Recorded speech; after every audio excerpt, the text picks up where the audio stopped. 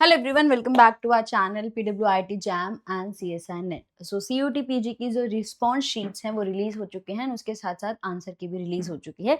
तो एक quick discussion करेंगे कि कौन से क्वेश्चंस आए थे और उनके क्या आंसर्स हैं जो आंसर की में भी गिवन है, एंड क्या ओपिनियन है उन क्वेश्चंस के बारे में। तो इस वीडियो में हम वो क्वेश्चंस देखने वाले। So let's start with the questions. तो सबसे पहले अगर हम बात करें, सो this is the first question that from immunology से ये क्वेश्चन है। तो सबसे पहले अगर हम देखें तो हमें मैच करना है जो हमने बहुत बार बहुत सारी क्लासेस में भी डिस्कस किया है कि इस तरीके के question, match the following question, बहुत ही कॉमन होते हैं CUT PG में। सो न्यूट्रोफिल्स की अगर बात करें तो न्यूट्रोफिल्स काम करती हैं इन्फ्लेमेशन में। सो ए का फोर्थ चाहिए। ए का फोर्थ चाहिए तो ये और ये तो नहीं हो सकती हैं। नेचुरल किलर सेल्स के बारे में बात करें, लिम्फोसाइट्स के बारे में बात करें तो टी और बी सेल्स, दैट इज हमें सी का फर्स्ट चाहिए। दोनों ही ऑप्शन में सी का फर्स्ट था तो एलिमिनेशन काम नहीं कर रहा था। एसिनोफिल सेल बहुत इंपॉर्टेंट, जो एक टेबल भी है जो मैं क्लास में यूज करती हूँ, जहां पर मेंशन है कि एसिनोफिल सेल्स जो है वो पैरासाइट्स को किल करते हैं, और ये बहुत बार हमने डिस्कस किया है। सो हमें एसिनोफिल सेल्स को मैच करना था पैरासिटिक ऑर्गेनिज्म से, दैट इज डी का सेकंड चाहिए था। डी का सेकंड अगर है तो ये नहीं हो सकता। Correct answer is option number 3, and answer की में भी यही है। And natural killer cell matches to your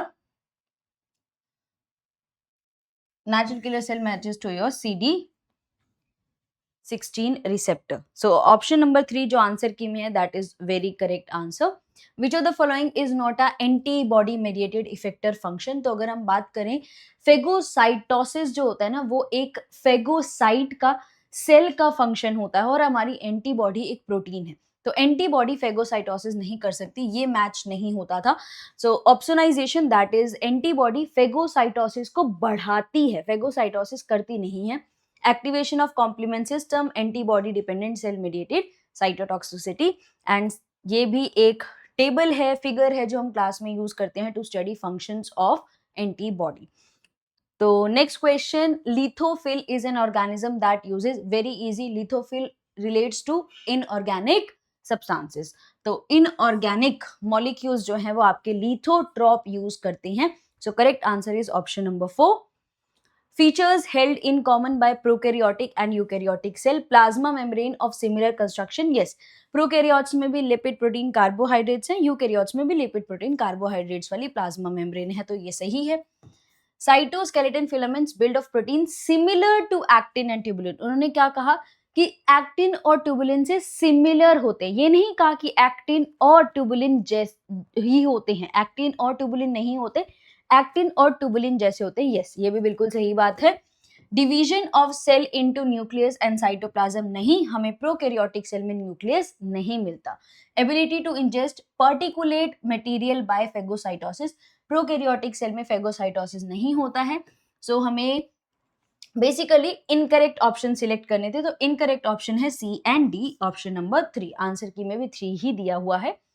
which is incorrect for attenuated vaccines, attenuated होती हैं मॉडिफाइड, जब आप एंटीजन को मॉडिफाई कर देते हो और एज वैक्सीन यूज करते हो, दैट इज एटीन्यूएटेड। तो इसमें एक मेंशन है, they induce only humoral immunity. ऐसा कैसे कि सिर्फ और सिर्फ humoral immunity, that is B cells और आपकी एंटीबॉडीज का एक्टिवेशन होगा। एडेप्टिव इम्यूनिटी में जरूरत है तो ह्यूमोरल भी हो सकती है, जरूरत है तो सेल मेडिएटेड भी हो सकती है, ओनली क्यों, ये गलत हुआ, that is option number 3। They require only single boost, yes, क्योंकि वो बहुत ही स्ट्रॉन्ग एंटीबॉडी स्ट्रॉन्ग वैक्सीन होती है, तो सिंगल बूस्टर से काम चलता है। लेस स्टेबल होती है, हाँ, क्योंकि वो मॉडिफाइड होता है, तो बहुत बार चांसेस होते हैं कि हमने जो मॉडिफिकेशंस की हैं, आपका जो एंटीजन है वो इसे रिवर्स कर दे, रिवर्ट कर दे और वापस नॉर्मल हो जाए, तो वहां पर लेस स्टेबिलिटी की बात होती है। Sabin is attenuated polio vaccine, correct. Genetic material of a prokaryotic cell is present in nucleoid, बहुत बार डिस्कस किया है हमने। Special membranous structure which increases the surface area of plasma membrane is are mesosome, very easy question again.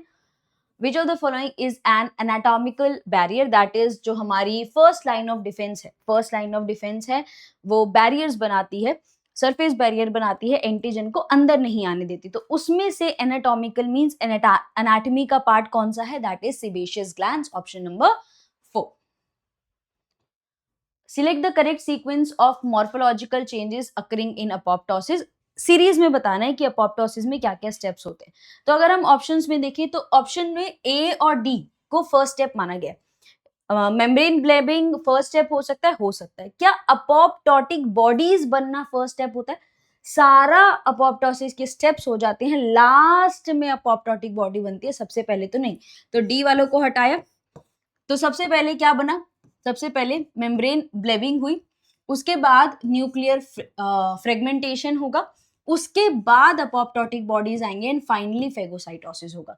तो sequence is A C D B, that is option number 3। attachment site for microtubule that separates chromosome during cell division, that is kinetochores, जो हमने पढ़ा भी है कि यहां पर हमारे स्पिंडल फाइबर्स अटैच होते हैं। So this is all about the cell biology, immunology and microbiology portion of CUET PG life sciences.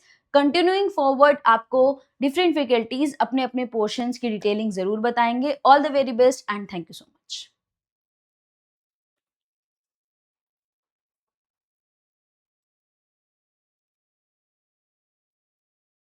Hello everyone, welcome to PWIIT Chairman CSI Net YouTube channel. I am Dr. Ankita S. Tripathi.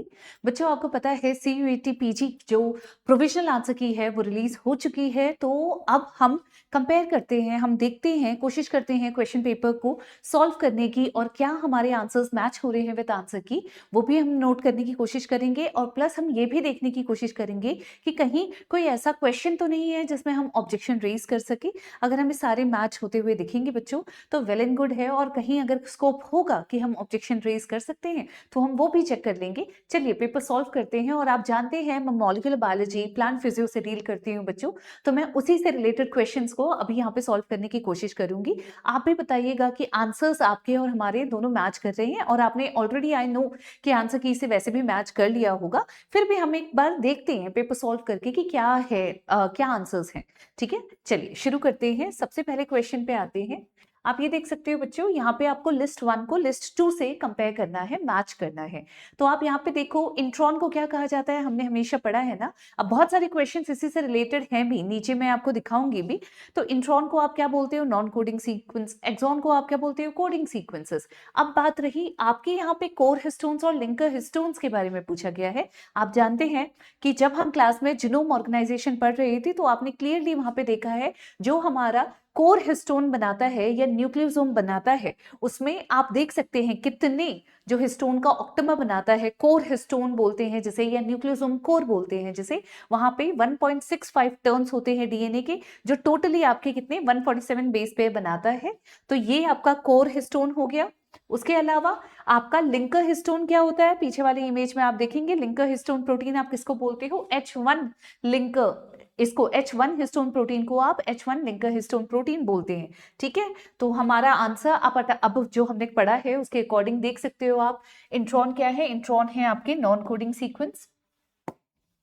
Intron are non coding sequence.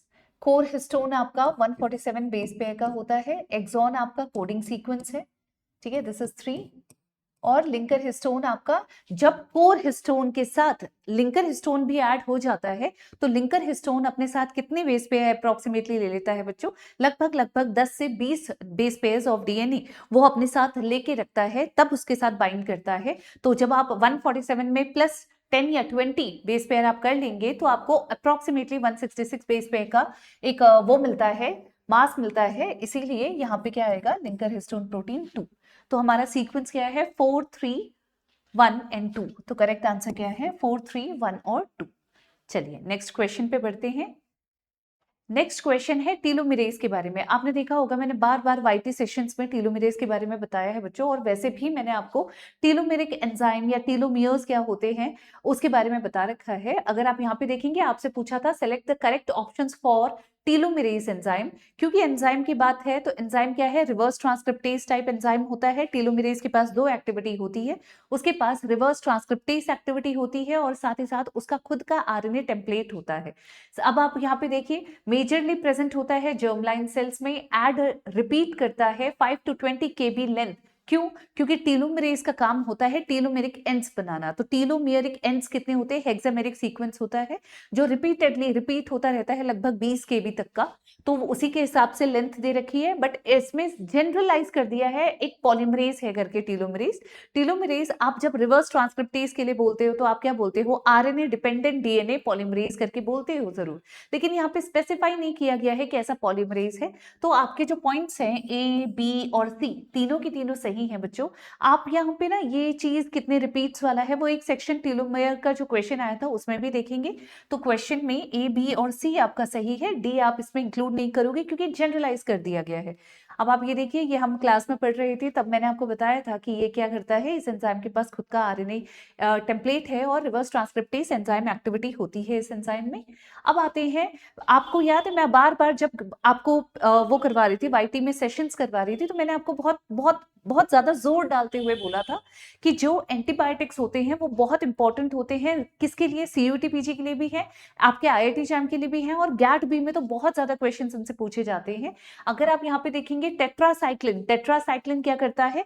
30S सब unit को inhibit करता है और आपके amino acyl tRNA binding site पे बैठता है, that is a site पे बैठ जाता है, और फिर इनकमिंग जो एलोंगेटिंग टीआरएनए है या अमीनो असाइल टीआरएनए है उसको अंदर नहीं आने देता। तो ये 30S सब यूनिट को इनहिबिट करता है by binding to a site. This statement is correct.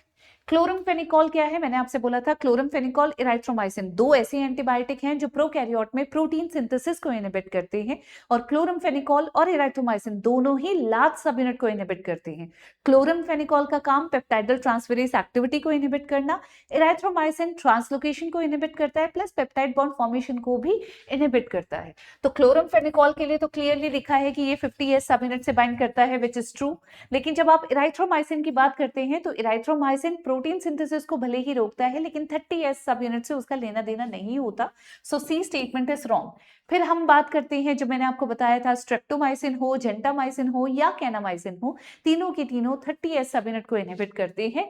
आप देखिए ये इनहिबिट करते हैं 30S सब यूनिट को, दिस इज आल्सो राइट। तो ए बी सी आपका करेक्ट, ए बी डी आपका करेक्ट आंसर है, सी आपका ओनली रॉन्ग स्टेटमेंट है।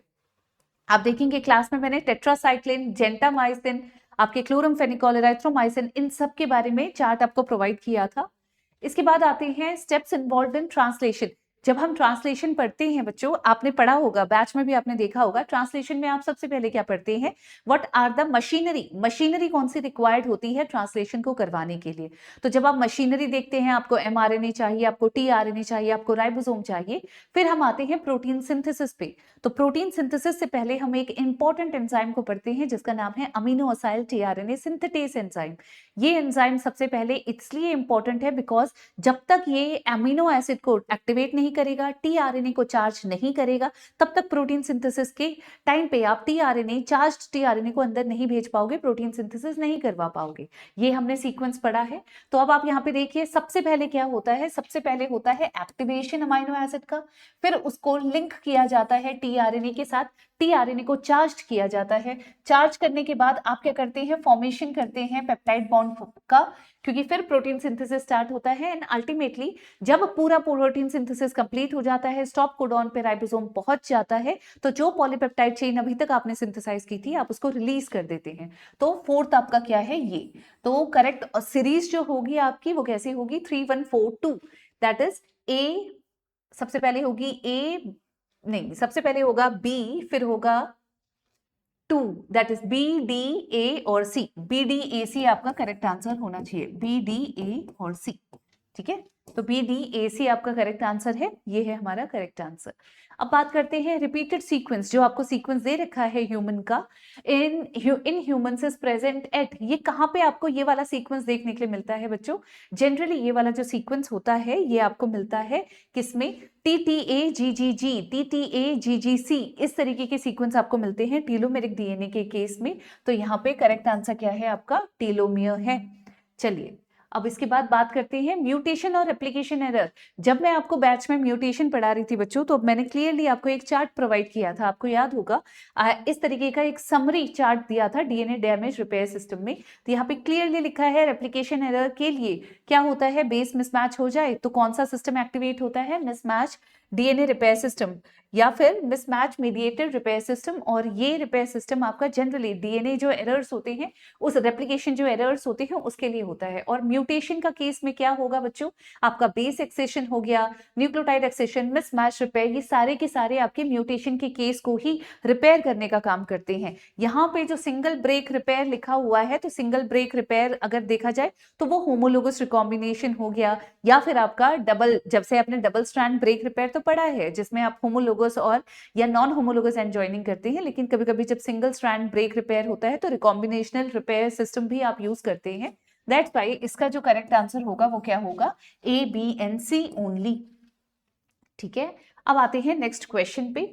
आपसे पूछा है प्लांट टिश्यू कल्चर की करेक्ट ऑर्डर क्या है। करेक्ट ऑर्डर का मतलब बच्चों, अगर आपको याद होगा, मैंने ये ना आपके वाईटी पे सेशन लिया था, प्लस क्लास में भी सेशन लिया था, तो मैंने कुछ पॉइंट्स बताए थे कि प्लांट टिश्यू कल्चर में असल में क्या क्या किया जाता है। आप यहाँ पे आप देखिए, सबसे पहले हम सोर्स का सिलेक्शन करते हैं, एक्सप्लांट को आइसोलेट करते हैं, फिर उसमें ऑर्गेनोजेनेसिस करवाते हैं।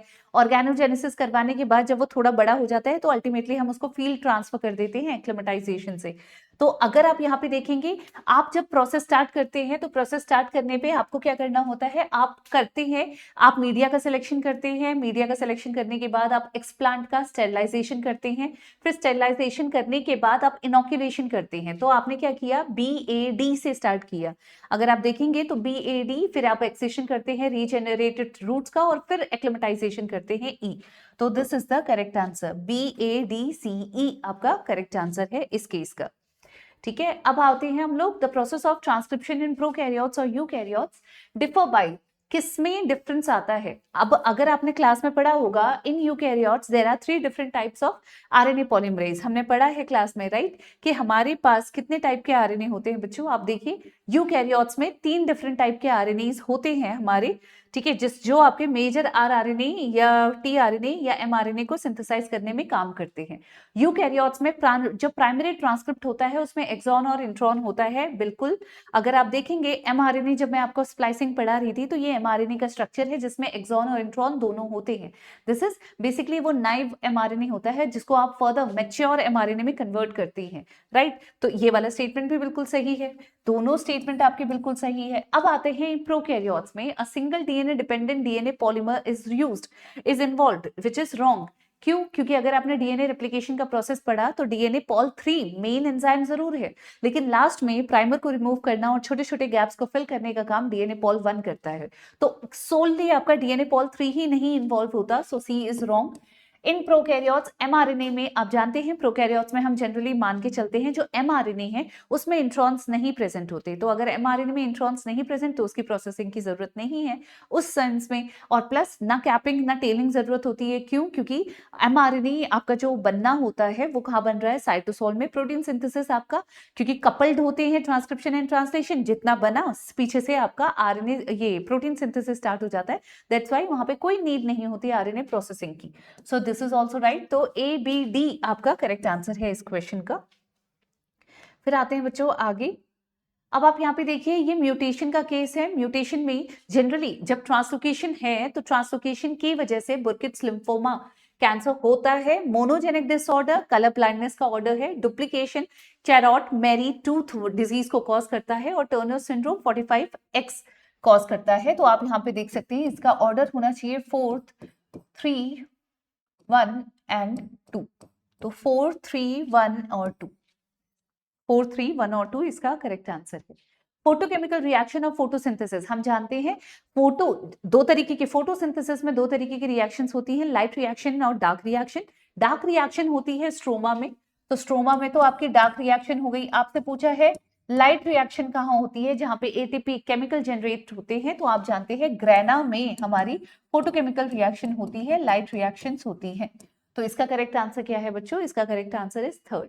अब हम आते हैं प्लांट ग्रोथ रेगुलेटर्स के ऊपर, प्लांट हॉर्मोन्स के ऊपर। आप जानते हैं यहाँ पे डिफरेंट स्टेटमेंट्स दिए गए हैं हार्मोन से रिलेटेड। ऑक्सिन रेगुलेट करता है फ्रूट राइपनिंग को, जबकि ये गलत है। ऑक्सिन क्या करता है, फ्रूट राइपनिंग के लिए जो मेजर आपका एंजाइम है, मेजर हार्मोन है, दैट इज इथाइलिन। तो दिस इज रॉन्ग, क्योंकि प्राइमरी फंक्शन बोलते हैं तो ऑक्सिन का प्राइमरी फंक्शन क्या है, एलोंगेशन करवाना। आपके ऑक्सिन का प्राइमरी फंक्शन क्या है कि वो रूट का फॉर्मेशन करवाता है, वो आपका डिले सेनेसेंस करवाता है। तो बहुत सारे फंक्शंस होते हैं, बट ये जो फ्रूट राइपनिंग वाला है वो स्पेसिफिकली प्राइमरी फंक्शन किसका है, इथाइलिन का। फिर साइटोकाइनिन, साइटोकाइनिन होता ही सेल डिवीजन और डिफरेंशिएशन के लिए है, तो दैट्स व्हाई ये स्टेटमेंट सही है। जिब्रेलिन्स जो होते हैं वो क्या करते हैं, वो आपके स्टेम एलोंगेशन करवाते हैं, ठीक है। तो स्टेम एलोंगेशन के लिए ये है। एब्साइसिक एसिड का काम क्या है, यहाँ ये नहीं बोला है कि एब्साइसिक एसिड इनहिबिट करता है। रेगुलेट अगर लिखा है तो रेगुलेट का मतलब होता है आप क्या मॉड्यूलेट कर सकते हो, आप रेगुलेट भी डाउन रेगुलेट भी कर सकते हो। तो एब्साइसिक एसिड क्या करता है, सीड डोर्मेंसी, बड डोर्मेंसी को कॉज करता है। So this statement is also right. A ही इसमें गलत था, तो बी सी डी आपके सही स्टेटमेंट्स है। अब इसके बाद आते हैं बच्चों, हमें ऑर्डर में अरेंज करना है ये पर्टिकुलर सीक्वेंसेस को। तो अगर आप जानते हैं, हम देखिए, आप नॉर्मली देखेंगे तो प्रमोटर होता है, प्रमोटर के बाद एक्सोनिक रीजन होता है, फिर आपका ओआरएफ वाला रीजन होता है, ओपन रीडिंग फ्रेम, जिससे आप पर्टिकुलर प्रोटीन का जो पार्ट है, पॉलीपेप्टाइड का जो पार्ट है, वो सिंथेसाइज करते हो। तो आप ऑर्डर देख सकते हैं, promoter, UTR, ORF and terminator, बिल्कुल करेक्ट ऑर्डर में ही ये दिया हुआ है। तो करेक्ट ऑर्डर क्या है, ए बी सी डी वाला। चलिए नेक्स्ट क्वेश्चन में आते हैं। असर्शन और रीजन है आपका। पहला असर्शन क्या दिया है, leaves exposed to the sun are thinner, have larger area of lamina, have more chlorophyll and less stomata. ये एक जनरलाइज स्टेटमेंट कर दिया गया है, स्पेसिफाई नहीं किया गया है, दैट्स व्हाई असर्शन आपका गलत है।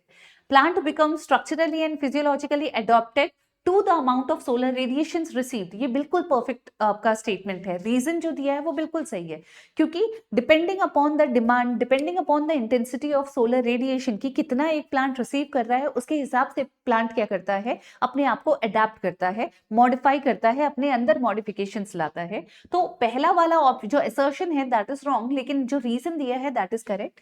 तो आप ये देख सकते हो, A is not correct but R is correct. चलिए अब नेक्स्ट क्वेश्चन करते हैं बच्चों। अभी आपको लिस्ट 1 को लिस्ट 2 से मैच करना है। आप यहाँ पे देख सकते हैं, मॉस क्या है, मॉस का example sphagnum 4th, pteridophyte selaginella 3, gymnosperm sequoia 2 और एंजियोस्पर्म वुल्फिया। तो आपका आंसर क्या होगा, 4 3 2 1, सी आपका करेक्ट आंसर है।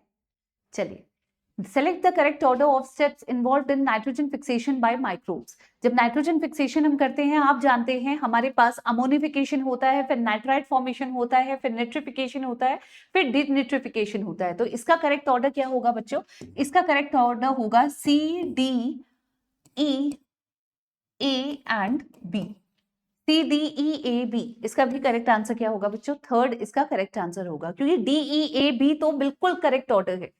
आप जानते हैं अमोनिफिकेशन के बाद पहले नाइट्राइट बनता है, फिर नाइट्राइट के बाद आपका नाइट्रेट बनता है। ये देखिए यहाँ पे हम एटमॉस्फेरिक नाइट्रोजन को अमोनिया में रिड्यूस कर रहे हैं, यहाँ पे आप नाइट्राइट बना रहे हो, यहाँ पे आप नाइट्रेट बना रहे हो, और अगेन आप एटमॉस्फेरिक नाइट्रोजन में एटमॉस्फेरिक नाइट्रोजन बना दे रहे हो in the form of N2O, N2 और NO2, राइट।